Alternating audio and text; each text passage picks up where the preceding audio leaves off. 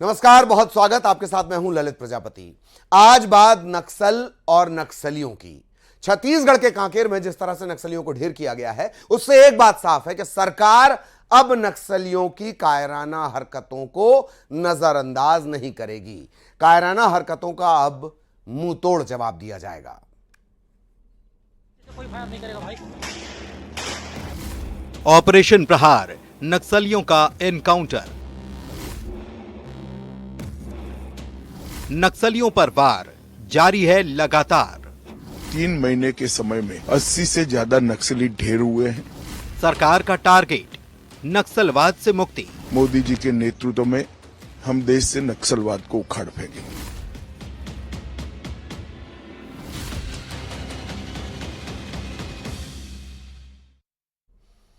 तो छत्तीसगढ़ में नक्सलियों पर प्रहार जारी है। केंद्रीय गृह मंत्री अमित शाह ने यह साफ कर दिया है कि बस कुछ दिन और छत्तीसगढ़ समेत देश से नक्सलियों को उखाड़ दिया जाएगा। देश की धरती पर नक्सलियों को पनपने नहीं दिया जाएगा। कांकेर में जिस तरह से सुरक्षा बलों ने कार्रवाई की है, उससे यह साफ नजर आ रहा है कि केंद्र और राज्य सरकार नक्सलियों को बख्शने के मूड में नहीं है। ऑपरेशन एनकाउंटर, नक्सलियों पर प्रहार।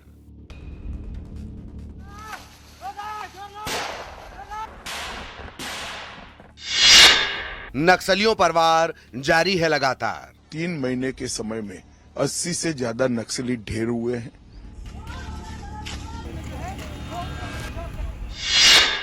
सरकार का टारगेट नक्सलवाद से मुक्ति। मोदी जी के नेतृत्व में हम देश से नक्सलवाद को उखाड़ फेंकेंगे।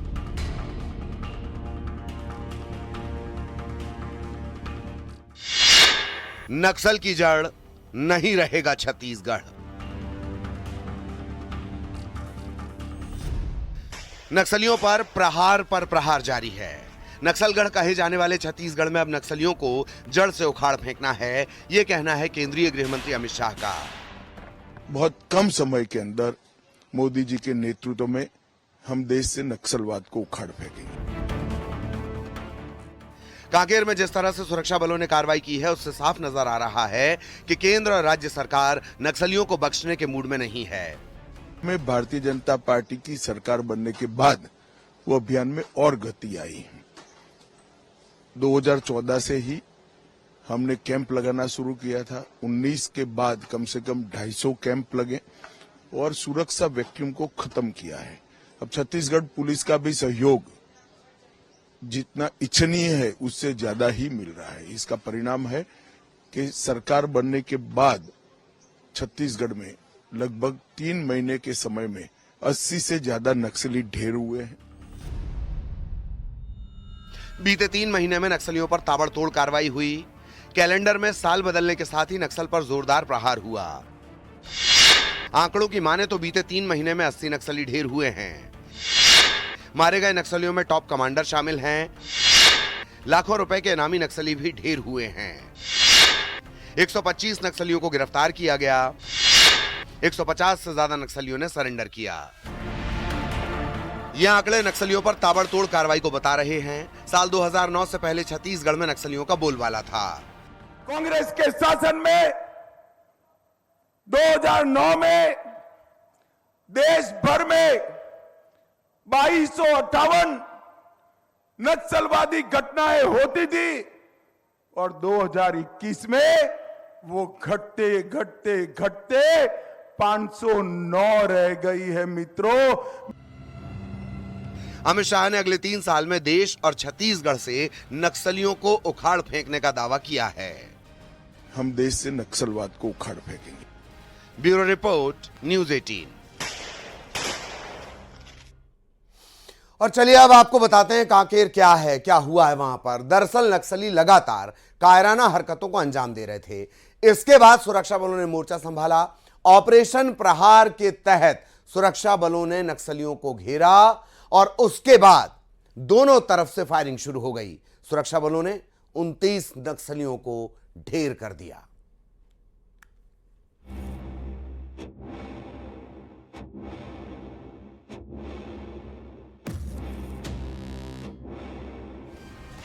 पीछे से कोई फायर नहीं करेगा भाई। नक्सलियों पर सर्जिकल स्ट्राइक। नक्सलियों का डेरा, सुरक्षा बलों का घेरा, टॉप कमांडर समेत 29 का काम तमाम। कांकेर में सबसे बड़ा नक्सल ऑपरेशन। कांकेर में जवानों और नक्सलियों के बीच मुठभेड़ हुई, जिसमें टॉप कमांडर समेत 29 नक्सली मारे गए। सुरक्षा बलों ने नक्सलियों के शवों को बरामद कर लिया है। सुरक्षा बलों को मौके से बड़ी संख्या में हथियार भी मिले हैं। अभियान अभी भी जारी है, इसलिए जो रीइंफोर्समेंट टीम्स के द्वारा आसपास इलाके में सर्चिंग कर रहे थे, इसलिए हम बहुत ज्यादा टैक्टिकल डिटेल्स अभी फिलहाल शेयर नहीं कर पाएगा, लेकिन जितना हम डिस्क्लोज कर सकते हैं उतना जानकारी बता दी। और संभवतः जो अभी डेड बॉडी रिकवर किया थे, उनकी अलावा भी यदि एक आध और भी सीनियर कैडर्स होने का भी चांस है, उसकी इनकार नहीं कर सकता। एक तरफ ऑपरेशन चल रहा था, दूसरी तरफ केंद्रीय गृह मंत्री भी ऑपरेशन की पल पल की जानकारी ले रहे थे। डिप्टी सीएम ने सफल ऑपरेशन को लेकर सुरक्षा बलों की तारीफ की, साथ ही अमित शाह के मार्गदर्शन मिलने की भी जानकारी दी। सर्वाधिक मैं बधाई इसमें देना चाहता हूं, ये इसका श्रेय देना चाहता हूं तो वो सुरक्षा बलों के जवान हैं, डीआरजी के, सीएएफ के, सीआरपीएफ के, बीएसएफ के, ये जवान ही हैं जिनके ताकत पर ये सब संभव हो पाया है। साथ ही साथ पुलिस के अधिकारी भी माननीय विष्णुदेव साय जी के नेतृत्व में हम सब काम कर रहे हैं और माननीय अमित शाह जी का बड़ा मार्गदर्शन इसमें हम सबके बीच है, जिसके कारण हम आगे बढ़ पा रहे हैं। उधर नारायणपुर में भी नक्सलियों ने बैनर और पोस्टर लगाए हैं, जिसमें लोकसभा चुनाव के बहिष्कार की बात लिखी गई है। नक्सलियों ने कई लोगों की हत्या करने का जिक्र किया है। फिलहाल पुलिस ने बैनर और पोस्टर को कब्जे में ले लिया है और मामले की जांच की जा रही है। Bureau report, news 18। तो एक तरफ नक्सलियों को सुरक्षा बलों ने मुंहतोड़ जवाब दिया, तो दूसरी तरफ कांग्रेस को दर्द हो गया। पूर्व सीएम भूपेश बघेल, कांग्रेस के प्रदेश अध्यक्ष दीपक बैज, मुठभेड़ पर उन्होंने सवाल उठाए। क्या कांग्रेस को नक्सलियों से हमदर्दी है, जो इस तरह की बातें की जा रही हैं? सीएम विष्णुदेव साय ने कांग्रेस को करारा जवाब दिया।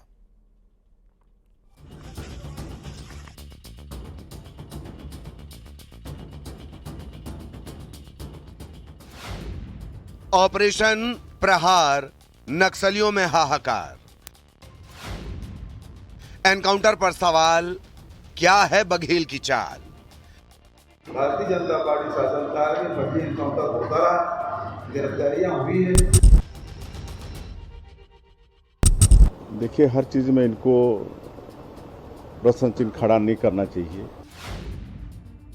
डर में नक्सली, फिर क्यों सियासी बवाल? देखिए, बड़ी घटना है और इस घटना पे पूर्व मुख्यमंत्री भूपेश बघेल जी ने भी संदेह जताया है, तो कहीं नहीं उनके पास सूचनाएं होगी, जानकारी होगी। दुखद है कि जो प्रदेश के मुख्यमंत्री रहे भूपेश बघेल जी, वो कल कह रहे हैं कि एनकाउंटर फर्जी है। नक्सलियों में ऑपरेशन प्रहार के चलते हाहाकार है।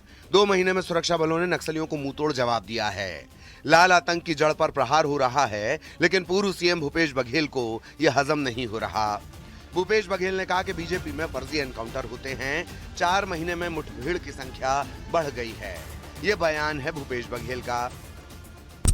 हम लोगों ने फर्जी एनकाउंटर नहीं किए, हमारे शासनकाल में कोई फर्जी एनकाउंटर नहीं, बल्कि भारतीय जनता पार्टी शासनकाल में फर्जी एनकाउंटर होता रहा, गिरफ्तारियां हुई है। अभी फिर से 4 महीने में वो फर्जी एनकाउंटर में भी वृद्धि हुई है। उधर सीएम विष्णुदेव साय ने कहा कि कांग्रेस को सब काल्पनिक लगता है, चाहे सर्जिकल स्ट्राइक हो या नक्सलियों पर वार। अगर उनको लगता है तो प्रमाणित करें। देखिए, हर चीज में इनको प्रश्न चिन्ह खड़ा नहीं करना चाहिए। सर्जिकल स्ट्राइक, एयर स्ट्राइक को भी उन्होंने मतलब काल्पनिक कहा, और ये तो उनके यहाँ की बात है, छत्तीसगढ़ की बात है। अगर यहीं कहीं यहाँ किसी भी तरह से अगर ये फर्जी है तो उसको प्रमाणित करें। जब बयान पर किरकिरी हुई तो बघेल बयान से पलट गए और मारे गए नक्सलियों को अपनी सरकार की नीतियों का परिणाम बता दिया। बड़ी सफलता मिली है हमारे नौजवानों को, मैं उन्हें बधाई देता हूँ, भावना देता हूँ। 29 नक्सली मारे गए, ये बड़ी घटना है। अभी तक तो होता ही था कि हमारे जवान शहीद होते रहे। बघेल भले ही अपने बयान से पलट गए, लेकिन कांग्रेस को नक्सली पसंद हैं, क्योंकि कांग्रेस के प्रदेश अध्यक्ष दीपक बैज ने भी सवाल खड़े किए हैं। देखिए, बड़ी घटना है और इस घटना पे पूर्व मुख्यमंत्री भूपेश बघेल जी ने भी संदेह जताया है। तो कहीं नहीं उनके पास सूचनाएं होगी, जानकारी होगी। अगर घटना सत्य है और सभी के सभी नक्सली है तो निश्चित रूप से कहीं ना कहीं फोर्स की कामयाबी होगी।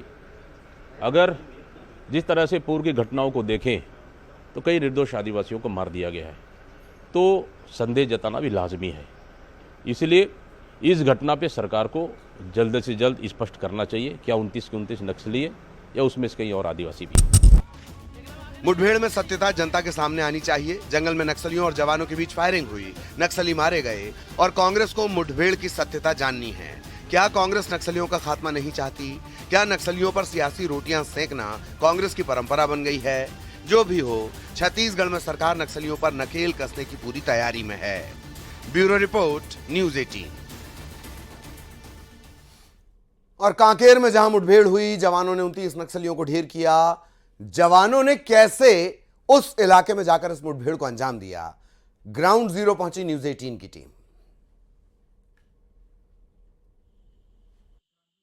कल पर पहुंच चुके हैं। मैं अपने सहयोगी इमरान से कहूंगा कि देखिए, ये नक्सलियों का ट्रेनिंग सेंटर इसे कहा जाता है और इस बात का प्रमाण है कि यहाँ पर देखिए नक्सलियों के स्मारक हैं यहाँ पर, और ये सेंटर ये इतना मुफीद स्थान है माओवादियों के लिए, हमारे लिए बेहद कठिन है, बेहद दुर्लभ है और हमारे जवानों के लिए भी बेहद दुर्लभ है, क्योंकि यहाँ पर पग पग पर कहीं पर भी लैंड माइन बिछाया होगा माओवादियों ने और यहाँ कभी भी विस्फोट हो सकता है।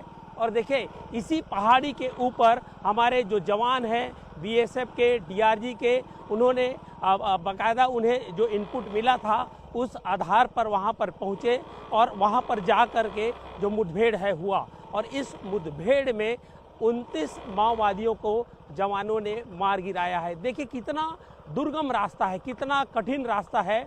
लगभग 4 जो छोटे बड़े नदी हैं उसे क्रॉस करने पड़ते हैं।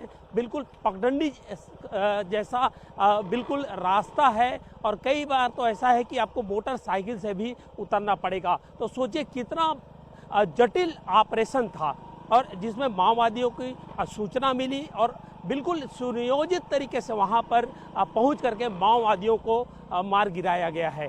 हम उस स्थान पर भी आपको ले जा रहे हैं जहां पर इनकाउंटर हुए हैं। एक एक बुलेट्स के निशान हम आपको दिखाएंगे, कैसे ऑपरेशन हुआ वो भी आपको बताएंगे। देखिए, जो जवान घायल हुआ था, ये इसी पहाड़ी पर इनकाउंटर शुरू हुआ। लगभग 5 घंटे तक मुठभेड़ है वो लगातार चलता रहा। उसके बाद जो जवान घायल हुआ था उसे यहाँ पर लाया गया। मैं अपने सहयोगी इमरान से कहूँगा कि देखिए उन्हें किस तरह से जो जवान है वो एक स्ट्रेचर बनाए। पहले तो ये स्ट्रेचर आप देख लीजिए, पूरी तरह से ये सेना के जवानों ने ये स्ट्रेचर को पहले बनाया और उसके बाद इसी में घायल जवान को लेकर के यहाँ पर लाए। और आप देखिए उसके जो दायां जो कंधा है उस पर फायरिंग गोली लगी थी और इस पे बांध करके रखा गया था। और उसके बाद देखिए यहाँ पर फर्स्ट एड दिया गया, दवाइयाँ दी गई, कुछ खाने के जो सामान है चावल वगैरह जो पैकेट्स में हैं वो यहाँ पर रखे हुए हैं। और यहाँ से फिर घायल जवान को गहन चिकित्सा के लिए लिफ्ट किया गया, एयर लिफ्ट कराया गया। देखिए, इन्हीं घने जंगलों में माओवादी हैं वो पनाह लेते हैं और कठिन जो रास्ता है और जो पहुंच विहीन क्षेत्र है उसी का ये फायदा है वो माओवादी लगातार उठाते हैं। और अब देखिए कई जगह रास्ते में जो सड़क है उसे तोड़ा गया है, बाधित किया गया है और कितना घना जंगल है। अगर ये बरसात के दिनों में अगर हम बात करें तो यहाँ सूर्य की किरणें भी नहीं पहुँच पाती होंगी, इतना घना ये जंगल है। और 1-2 नहीं बल्कि कई पहाड़ी है, तो इससे अंदाज़ा लगाया जा सकता है कि माओवादी यहाँ जब भी आते हैं यहाँ पर एक ट्रेनिंग सेंटर संचालित करते हैं। आसपास के गांव वाले को भी यहाँ पर बहला फुसला कर उन्हें अपने उसमें शामिल किया जाता है। कुल मिलाकर यही है कि ये जो वादी है, ये जो क्षेत्र है वो फिलहाल माओवादियों के बेहतर पनाहगाह है। अब देख सकते हैं, मैं अपने सहयोगी से कहूँगा इमरान से वो दिखाएं कि यहाँ पर खून के धब्बे हैं वो आपको स्पष्ट रूप से दिख रहे होंगे। और ये यहाँ से ही पूरे सभी को लाया गया था। तो आप देखिए यहाँ पर भी कपड़े हैं वो दिख रहे हैं, और यहाँ से कठिन सफ़र नहीं, बिल्कुल ही कहा जा सकता है कि बेहद ही कठिन सफ़र है यहाँ से शुरू होता है, और इनकाउंटर कुछ देर लगभग 5 से 6 किलोमीटर की दूरी पर यहाँ से हमें पैदल जाना पड़ेगा, वहाँ से इनकाउंटर है वो शुरू होता है। अब तक हम 3 पहाड़ी क्रॉस कर चुके हैं, और आप देखिए कि कितना कठिन रास्ता है, और छोटे छोटे 1-2 नहीं बल्कि 1 दर्जन से अधिक नदी और नाले हैं, उसको क्रॉस करना पड़ता है। बिल्कुल मोटरसाइकिल तक यहाँ पर नहीं आ सकता। मैं पहली आपको तस्वीर दिखाऊंगा जहाँ पर हमारे जवान को गोली लगी और पहला फर्स्ट एड यहाँ पर दिया गया।